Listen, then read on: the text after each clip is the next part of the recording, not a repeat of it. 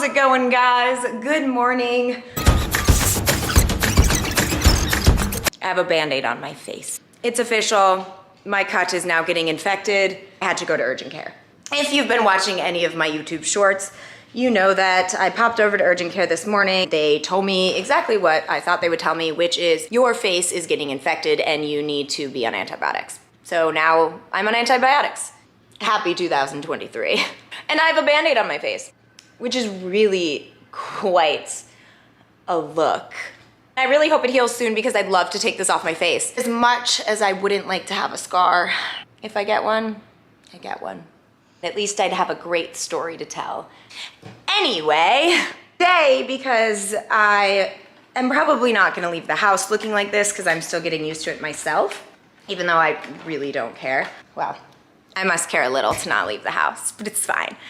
I wanted to do a little self-TED Talk, or something like it, where we talk about everything that happened in 2022 and we put out into the universe everything that we want to have happen in 2023. I'm not big on manifesting because I've never done it, but it's something that I think I should start doing because I've seen so many people manifest crazy things and then it happens and I'm like, how the heck did you do that? I gotta get on that. That's what we're gonna do today. Welcome to my probably very boring TED Talk about 2022 and my life. If you don't follow me, hi, I'm Haley. I live in the beautiful city of Manhattan in New York. I'm a model and influencer. I prefer content creator. And I live here in New York with my 3 beautiful babies who are all dogs. Yes, I have 3 dogs. I am a dog hoarder. They're amazing. I'm gonna make sure I'm in the frame. Beautiful, I'm in the frame. So 2022 was a lot. I don't know if I'm the only one that felt like that or if the entire world felt like 2022 was very overwhelming. A lot happened in 2022, but it all started in 2021. In October of 2021, I think the worst year of my life began. It started when my puppy well, she wasn't a puppy anymore, but she was always a puppy to me. My dog of 9 years died suddenly. So I was moving from LA to New York City and my puppies were coming with me. I had Skyla, Spock, and Pooh Bear moving into this apartment actually. I had a luxury car transport bringing my babies to New York City. And it was an amazing company. I've used them many times. They're never in a kennel. They're just in this really nice car with people that love dogs. I knew the people, they're wonderful people. It's basically like you're going on a road trip with your dogs. My dogs knew these people very well and loved them. Kissed my baby goodbye in LA, gave them over to the dog transport, and then flew to New York. I was in New York for a couple of days just waiting for my babies to arrive until the morning that they were supposed to arrive. I got a call at 5 a.m.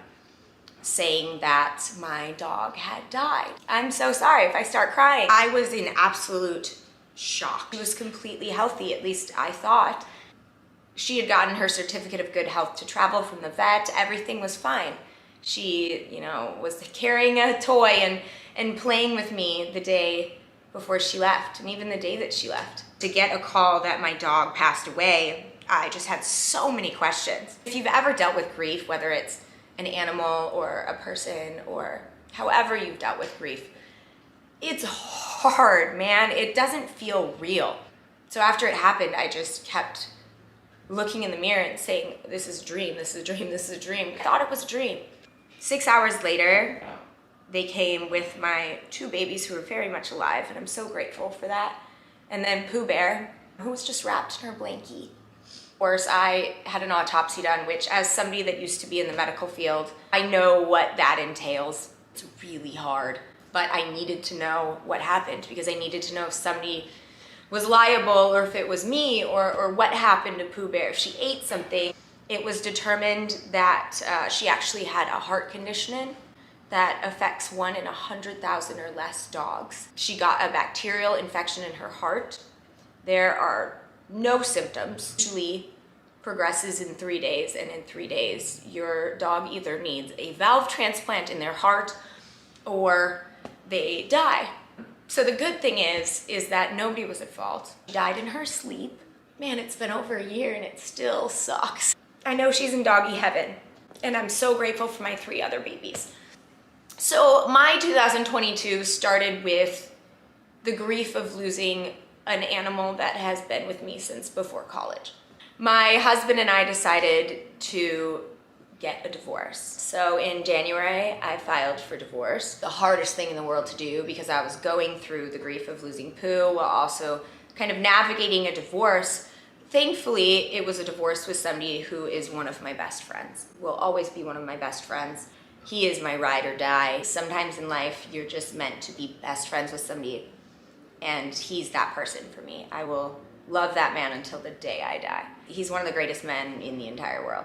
He is proof to me that good men exist out there. He made that process so easy because we didn't fight, we didn't have disagreements. It was just easy. We were both going through the grief of losing Pooh Bear. Pooh Bear was one of his favorites as well. They would sit for hours in the office together and just Pooh would watch him while he played video games, and it was the cutest thing in the world. She loved her human daddy.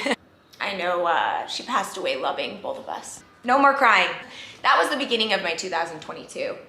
I went through a period of time after my divorce where I didn't know who I was. I didn't know what I was doing. I was so lost. I wanted to fill every second of my day with stuff to keep me busy because I didn't want to think about how sad I was.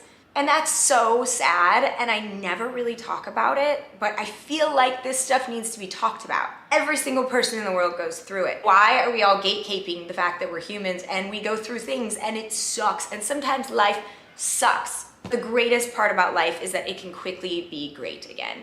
If you work on getting through that grief and that sadness, there is such a beautiful life ahead of you. For many months, I was just dealing with grief. My life was changing in so many different ways. I just moved to New York. I'd just gotten divorced. My dog had just passed away. I was away from my family. I didn't really know how to fill my time. So I tried to work, and every other second that I wasn't working, I was out doing things. I would, go to clubs or bars and just try to fill my time with partying. It was not healthy. I'd be out way too late, and I was just feeling so depressed the entire time and so sad. And it took a long time to ask anyone for help or to even tell people that I was struggling. And I think anyone who knows me knows that I was struggling. I am not the person to go party at the bars. It's loud and hard to hear people, and you can't really talk, and I would much rather play games on my couch. I was in a new city with a new group of friends, with no husband. I was lost.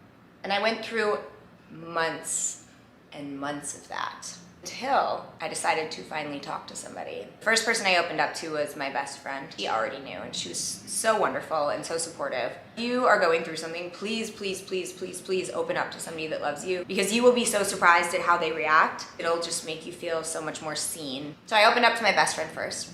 And then it was to my mother. And I finally decided to be proactive and start talking to a therapist. That was really hard for me because I like to always just be happy, put on a smile, pretend like everything's fine, even when it's not. I was raised in a family that we just did not talk about feelings. I wasn't in one of those families where you express your feelings or where people would get mad or sad.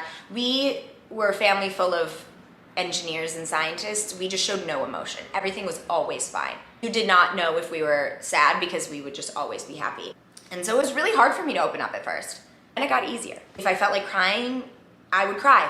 If I needed to reach out to a friend, I would reach out to a friend. If it was as simple as going on a nice walk outside, that sounds so boring and stupid, but it helped. Eventually I started wanting to do these things.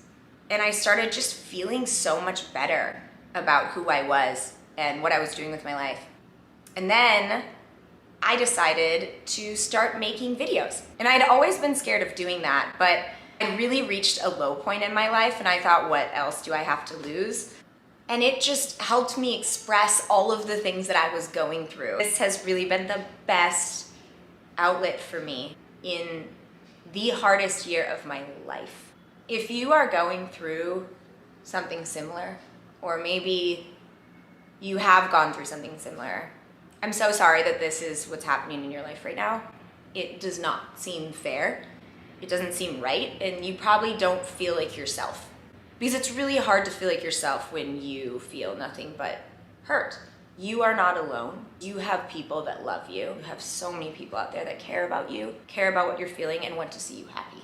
I was on a path that was very bad for me and my heart. And I'm so glad that I found people in my life to help me turn that around.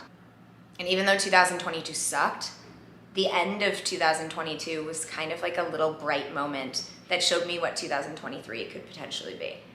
If you're in the same place that I was this past year, please, please, please talk to somebody about it. I am in a better place now. I am in such a better place now. And I'm sending so much love to anyone that's feeling like that right now.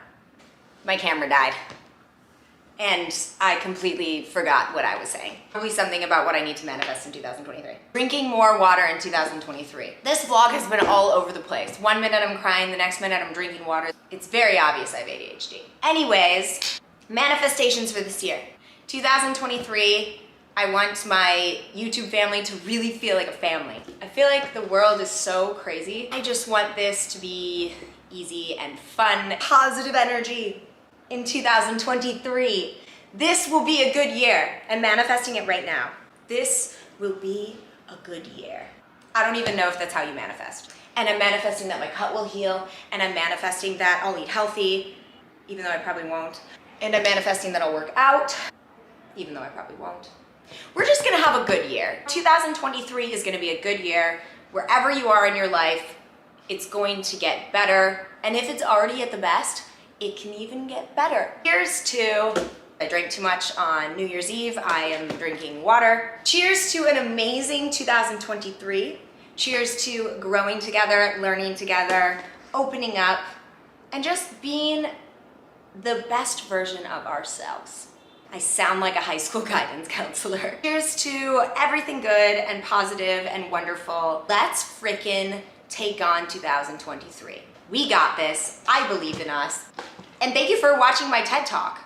Sorry you had to sit through an entire TED Talk.